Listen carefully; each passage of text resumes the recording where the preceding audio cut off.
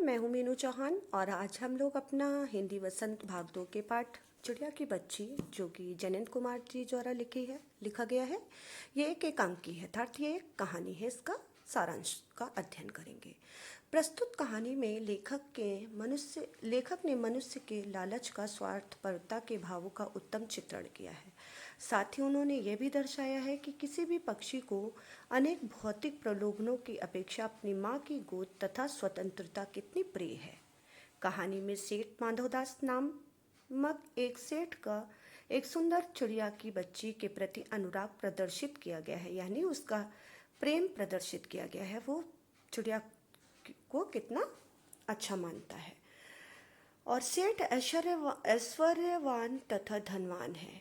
वह किसी भी हाल में किसी भी प्रकार अपने प्रत्येक मनोवांछित वस्तु को अपने वश में करना चाहता है।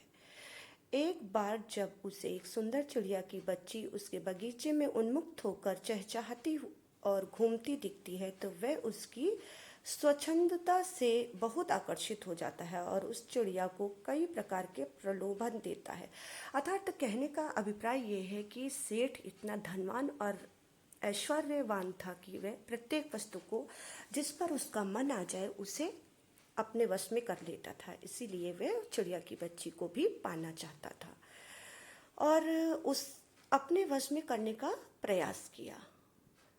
पहले वह उसकी खूब प्रशंसा करता है, फिर उसे अपने बगीचे की सुंदरता का लालच देता है कि यदि चिड़िया उसके पास रुक जाएगी तो वह उसे अपने सुंदर बगीचे में रहने देगा। फिर वह उसे मोती के झालर लगे सोने के पिंजरे का लालच देता है। फिर उसे सोने की कटोरी में पानी देने की बात करता है, पर चिड़िया उसकी कोई बात नहीं मानती। वह उसके सोने के पिंजरे के स्थान पर अपनी माँ के घोंसले को श्रेष्ठ बताती है, जहाँ सोना नहीं है पर सुनहरी धूप है, फूल है, हरी घास है और सबसे बढ़कर उसकी माँ है। वह बहुत प्रकार प्रलोभित करता है, चिड़िया को रोकने का प्रयास करता है पर वह रुकती नहीं।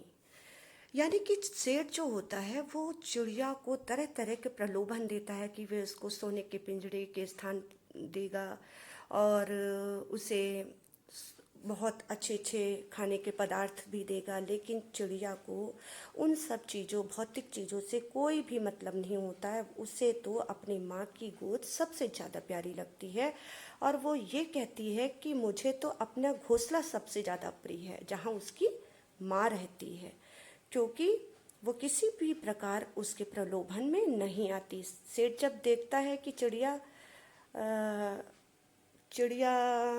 किसी प्रकार भी नहीं मान रही है तो वह उसे पकड़ने के लिए अपने दास को बुलाता है अर्थात अपने नौकर को बुलाता है और उसे बलपूर्वक उसे पकड़ना चाहता है। तो भी चिड़िया उसकी मीठी मीठी बातों में नहीं आती और उड़कर सबसे सुरक्षित स्थान अर्थात अपनी माँ के पास चली जाती है। वहाँ उसकी गोद में छुपकर सोने का वह सारा डर व दुख भूल जाती है और प्रार्थना करती है कि जीवन भर इसी प्रकार अपनी माँ का साथ कभी ना छोड़े। कहने का अभिप्राय ये है कि जब माधव दास सेठ उस चिड़िया को प्रलोभन देता है लेकिन वह चिड़िया की बच्ची उसकी बातों में नहीं आती और तो वह अपने नौकर के द्वारा उसे पकड़वाने के लिए भेजता है, तो चिड़िया जल्दी से उड़ जाती है और जाकर अपने माँ की गोद में छिप जाती है और वह अपनी माँ की गोद में सबसे ज़्यादा खुश होती है, क्योंकि चिड़िया जो होती हैं वह स्वतंत्र उड़ना चाहती हैं। उन्हें किसी चीज़ का प्रलोभन नहीं चाहिए, उन्हें कोई चीज़ नहीं चाहिए, क्योंकि उन्हें सबसे ज़्यादा अपनी आज़ादी अपनी स्वच्छंदता प्रिय होती है। और फिर चिड़िया की बच्ची से जब उसकी माँ पूछती है क्या हुआ, तो वो कहती है कुछ नहीं हुआ माँ, और ऐसा सोचती है कि हे ईश्वर मेरी माँ का साथ मुझसे कभी ना छूटे। धन्यवाद।